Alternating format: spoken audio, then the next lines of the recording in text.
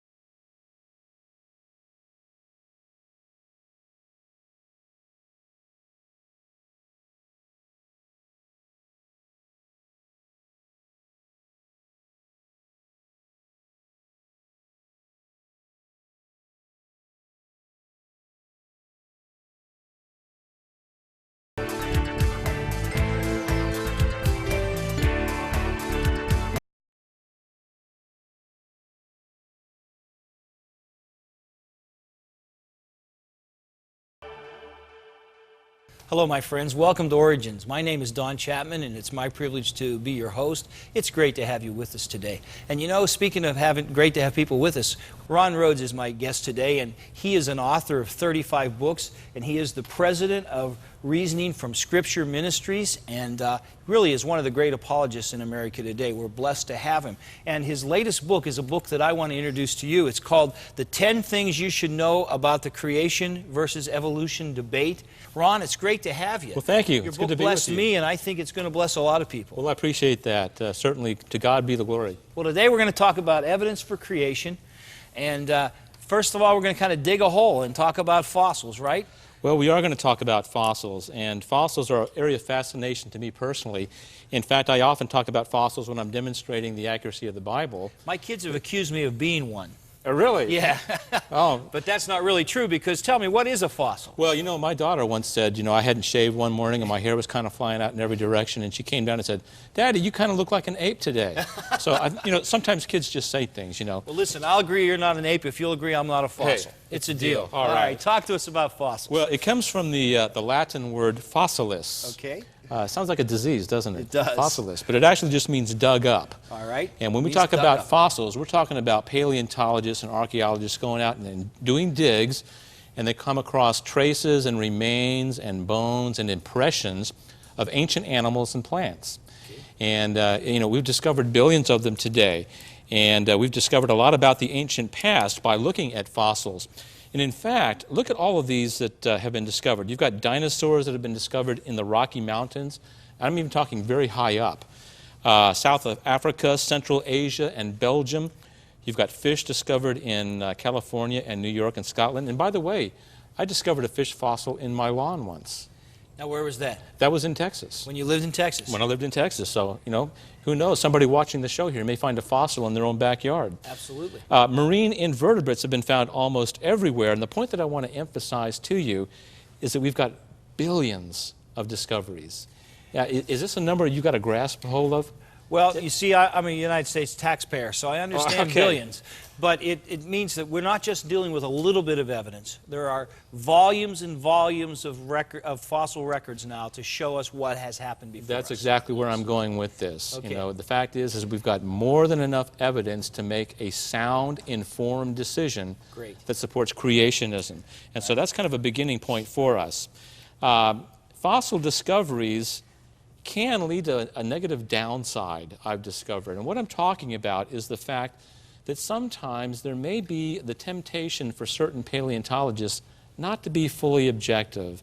And let me just tell you what I'm talking about. You know, very often the fact of research funding hinges on discoveries that you've made. If you don't make discoveries, you don't get research funding. And so sometimes I've been a little bit worried that some paleontologists may have maybe stretched the truth a little bit on the significance of some particular discovery and drawn conclusions that aren't really warranted only to get that research funding. Now, So I don't know if, like if you want professorship at a university, you better write. publish or perish. And if you want foundational and grant money to dig, you better find fossils that support evolution. That's right. You discover or perish. Yes. And so that's something that's bothered me about all this. Yes. Just one example would be the Nebraska man. Yes. Are you familiar with that? It goes oink. Well, yes. See, they discovered a tooth, just a That's single right. tooth, Right. and from this single tooth they drew an entire ape man. Right. And they published this like in a newspaper and a magazine. Well, they later discovered an identical tooth, but this time it was attached to a skull and a skeleton, and it was an extinct wild pig. Yes. You see. Now, how did the guy come to that conclusion, and why did it take 40 years for them to correct their mistake on that? And in fact, the sad thing is that the media won't come back and report on the corrected findings that these, in fact, were not ape men at all. No. You see, so that's another thing to be aware of. That's true. Now, what about fossils in Darwin's time? I've done some study about this issue. Give us a date on Darwin, just for the folks that aren't familiar. Well, Darwin did his work, a couple years back. Okay. And he came up with this theory based not just on his own research, but by another man by the name of Lamarck, and even some of the ancient Greeks like Aristotle that go back to the 1st century. So it's nothing new, really. Right. But Darwin popularized it. And one of the things that we find about Darwin's time is that there were very few fossils that had been discovered. Right. And there were very few paleontologists. Now, you know what a paleontologist is, right? They're the bone guys. The bone guys. They look for right. bones. They do digging and so Right. forth. And the thing is, though, that even the limited number of fossils that had been discovered as of Darwin's time had no evidence to support what Darwin was talking about. And therefore, he would ask, where is the fossil evidence? If my theory is true, you'd expect to find even a little bit of evidence in the discoveries that we've made so far. But there was not a single fossil record that would support his theory. And so basically, he explained it away. He said that, perhaps the fossil record is imperfect. And maybe one day we'll make some discoveries that will, in fact, point us towards the support that we need for evolutionary theory. So he basically argued from ignorance. We don't have the evidence yet, but someday we might. That's right. Okay. And I'd like to show you something about the Cambrian strata. This is something that I'm sure that you're already familiar with. But the Cambrian strata is a layer of rock, and you can see that there's a number of rocks portrayed here. And among these rocks, you've got different levels of fossils that have been discovered. And these discoveries always have animals and plants and various impressions of life forms that have existed during different periods. The thing that I want to emphasize to you is that if evolution were true, you would expect the very lowest layers of rock to have simple life forms, and then on the next layer up, maybe a little bit more complex a life form, and then on up the layers, you'd have increasing complexity in the life forms to where you'd maybe have human beings somewhere toward the top. But that's not what we find in the fossil record. In fact, what we find in the fossil record is the fact that all of them, all life forms among the animals, basically come into being during a single layer of rock called the Cambrian strata. Now, what do you make of that? Well, it sounds like that's strata when maybe the flood happened and everything was there once? Probably, but it certainly indicates that all the animals came into being at the same time. Certainly. This idea of simple life forms evolving into complex life forms is just not supported by the evidence. And by the way, many of the animals that have been discovered in the Cambrian strata still exist today. Now let's look at the fossil record and the key word, stasis. This is a word that I want you to remember as we examine this, because stasis basically means lack of change. Lack of change. What you'd expect if evolution were true would be a continual change from one rock layer to the next. But in fact, what we find is a lack of change. Even after the Cambrian strata, all the animals that have been discovered are essentially the same, with no changes that take place. And so fossils show no slow modifications over time. This is absolutely contrary to evolutionary theory. Now, there's no intermediate forms as well. No intermediate fossil forms. What we find in the fossil records is that all creatures are fully formed. Now, you see the significance of this, right? Now, let me just put this in perspective for a minute, if we could, Ron. We have billions of fossils. Right. We have thousands of species. Thousands of species. And we have no transition from any species to the other in all of those billions of records. Not a one. Not a one. Not a one. There's no evidence of transition. And the significance of being fully formed is this. If evolution were true, what you'd expect to see is maybe a creature with a little stub coming out the side of the body. Certainly. That would one day become an arm, maybe, in like a billion years. Or you might see a creature with a little stub coming out of the bottom of the body that would, in a million years, become a leg. But you don't see that. What you see is fully formed creatures. Now, in the British Museum, one thing that's amazing to me is we've got 60 million specimens. And in those 60 million specimens in that one museum, not a single transition exists. Let's move on to the punctuated equilibrium theory. And this is one I want to spend a little time on, simply because this is the way that evolutionists today are trying to answer their lack of evidence. This may be a phrase that a lot of viewers have not really been familiar with. Punctuated equilibrium. Again. Yes, I'm sorry. Punctuated equilibrium. And let me just illustrate it this way if I could. If you can follow my artwork, I'm just going to draw a line up here at the top. Okay, now if this is the history of mankind, or the history of all animals, most of the time no evolution takes place, according to this new theory. Most of the time evolution does not take place. But every once in a while there's a fast spurt that takes place, a fast spurt of evolution. And basically what they say is this. When you have a group of animal creatures, perhaps some of these animals move off from the main group of creatures where they encounter new environments and so forth that causes pressure on these animals. And this environmental pressure causes them to develop in an evolutionary way and develop new characteristics and perhaps develop into new species. Eventually, these creatures move back into mainstream geological areas and they die off, and they become fossilized. And at that point, as you look at the fossil record, it appears like an abrupt change in the fossil record. But do you know what I think? What do you think? I think that this theory of punctuated equilibrium is basically like a huge neon sign that says, we have no evidence. Yes. We have no evidence, because it's a desperate attempt to try to explain away why there's no transitionary forms in the fossil records. In a subtle way, they're admitting, when they're coming up with new theories like this, that they have no evidence. It's exactly right. Yes. And, it goes against all the evidence that we have. If you want to talk about DNA evidence or fossil evidence, it all contradicts this punctuated equilibrium theory. Now, what about DNA? What is DNA? You've done some study on DNA, haven't you? Right, but tell us what it is. Okay, well, here's sort of a good rendering of what DNA looks like. DNA basically are cells that contain the blueprints for life. The color of your eyes, the color of your hair, the color of your skin, how tall you are, your style of body, whether it's stocky or scrawny, it's all determined by DNA. And each cell holds enough data to fill paperbacks stacked 500 times as high as the distance from the Earth to the moon. That's a lot of information. That's a lot of information. And as we talked about... It's amazing when you say in each cell that's there. Incredible. Every single cell has that information in it. Right. And of course, the question is, where did it come from? Right. Only God could have put that information there. Now, what happens when DNA becomes corrupted? What happens in a mutation? According to the best science that we have, a mutation is simply a change in the DNA sequence within a gene. They are copying errors. Now, you've got a computer, right? Have you ever had a copying error? Yes, sir. Probably lost some data, didn't you? Right. Same thing happens when you have DNA mutations. There's a copying error, and it usually results in a change in the next generation's body that was not there before. And typically, it's negative. For example, you might have a baby born without a finger or something like that. And what we find as we consult the scientists is that most mutations are harmful. You see this picture up here? Well, that's an example of what can happen with a mutation. Science tells us that over 99% are harmful and destructive. 99% of all mutations do damage to the organism. Therefore, it threatens survival. You know how evolutionists talk about how as you evolve, your ability to survive becomes better. But in fact, DNA mutations threaten survival because they delete DNA information. That's a big problem for the evolutionary theory, isn't it?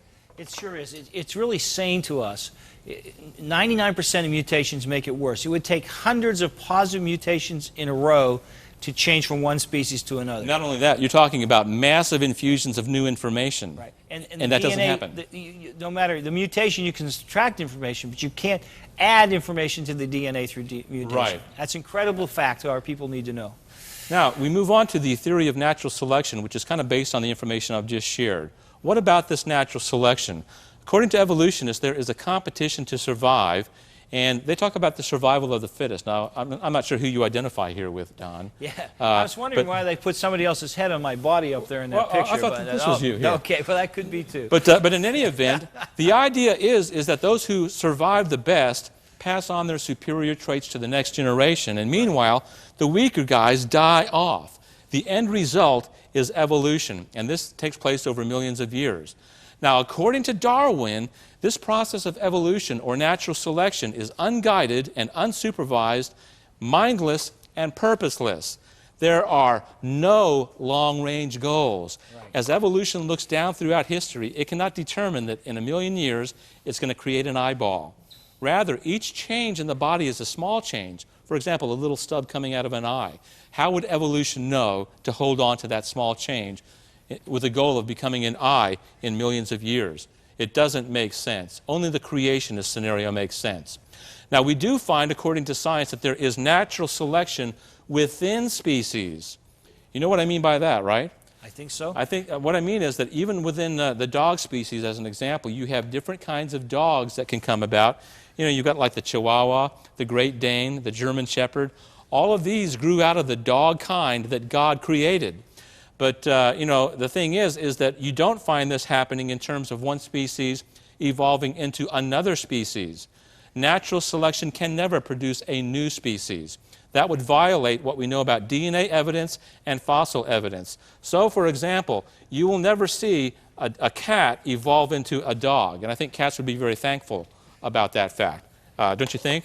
Well, I was just thinking that, yeah, you're right. I'll just go with you on that. That's fine. Oh, you're not a cat lover? No, I'm not. Okay. But I did notice that you put cats below dogs on that theory, but that's okay. You know, yeah. I think people would argue with you on that, but Right. we won't get into that. No, we won't. I want to tell you that there are parameters set by DNA that you cannot escape.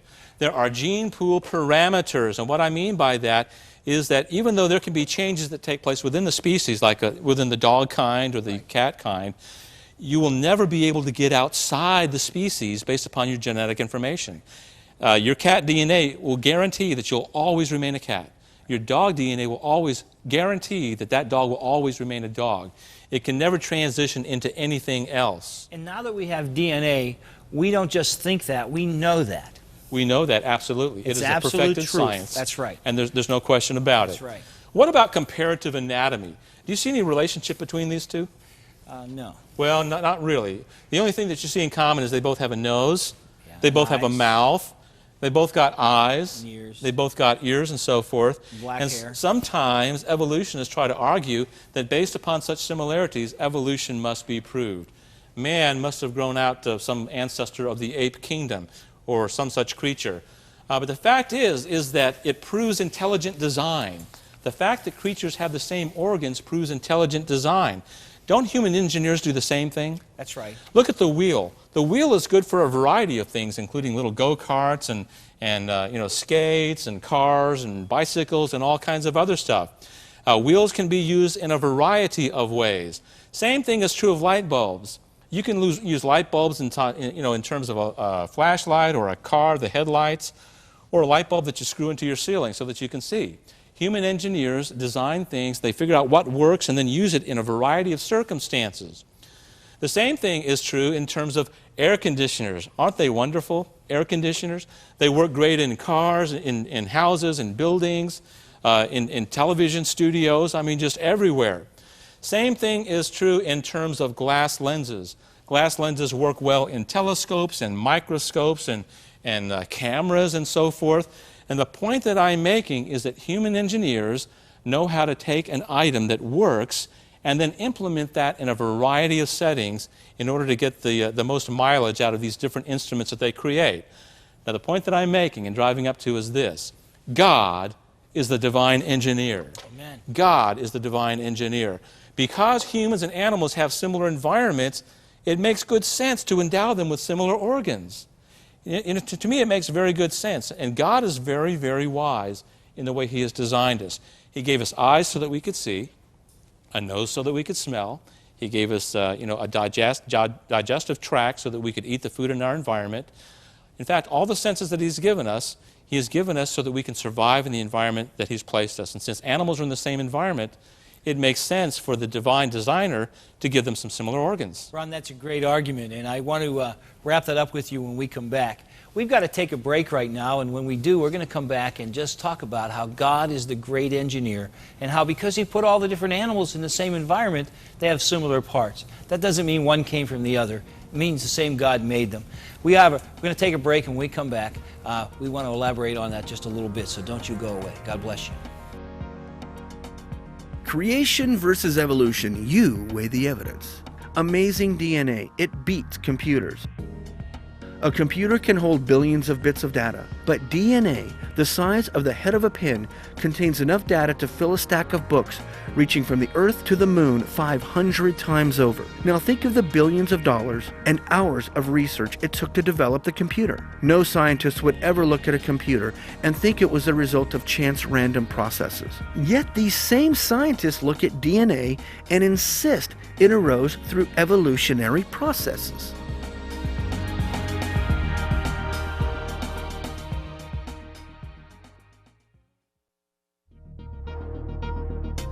Today's guest on Origins, Ron Rhodes, is also the author of several books, including The 10 Things You Should Know About the Creation versus Evolution Debate. You'll definitely want this book for your personal library. Book orders are being taken at 214-618-0912. Ron Rhodes is also the president of Reasoning from the Scriptures and has authored other books and articles. For more information, write to Reasoning from the Scriptures Ministries, P.O. Box 2526, Frisco, Texas 75034. Or visit their website at www.ronrhodes.org.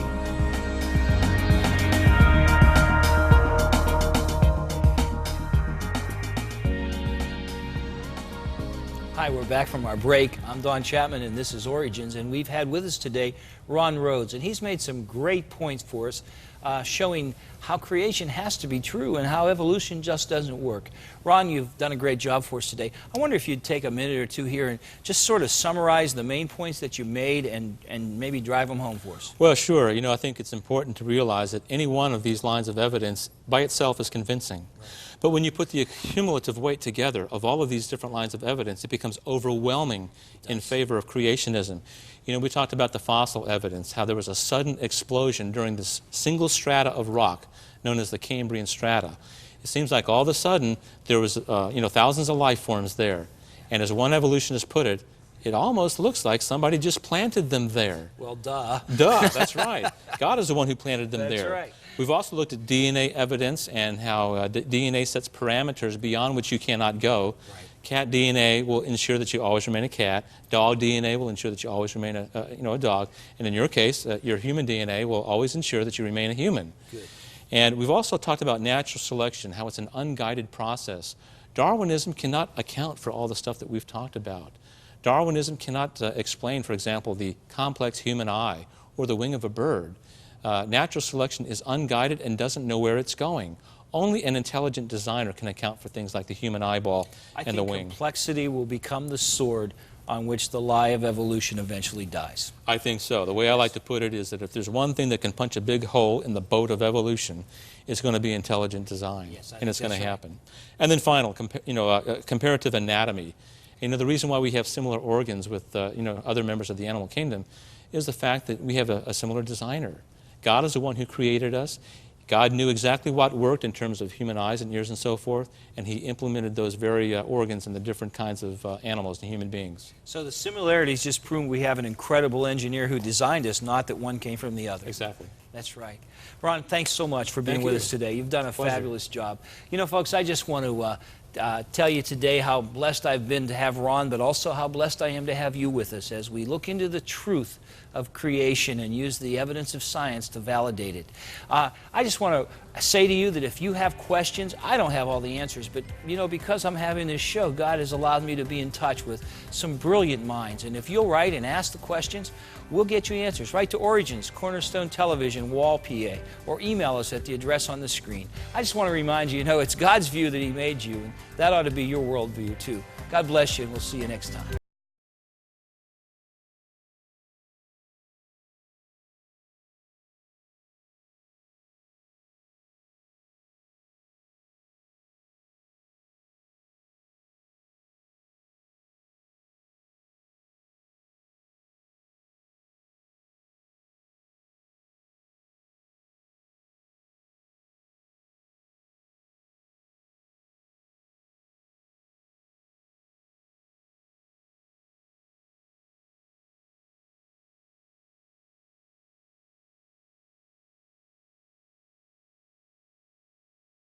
This edition of Origins. If you'd like a copy of the PowerPoint information presented today, you can download a PDF file of program number 450 from our website at www.originstv.org. Or for a DVD of this series, send a $12 donation to cover shipping and handling and write to Origins program number 450, Cornerstone Television, Wall, Pennsylvania 15148.